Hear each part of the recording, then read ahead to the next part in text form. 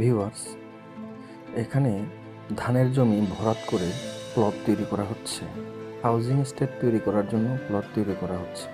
দেশের জনসংখ্যা দিন দিন বৃদ্ধি পাচ্ছে, সেই অনুযায়ী দেশের জমি কিন্তু বৃদ্ধি পাচ্ছে না। তাই বাধ্য হয়ে মানুষ আবাদি জমি, কৃষিজ জমি ভরাট করে বাড়িঘর তৈরি করতেছে।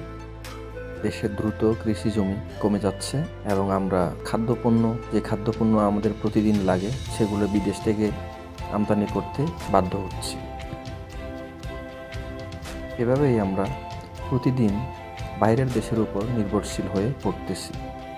সরকারের এমন আইন করা দরকার যাতে কেউ ইচ্ছে করলে কৃষি জমির উপর বাড়িঘর তৈরি করতে পারবে না।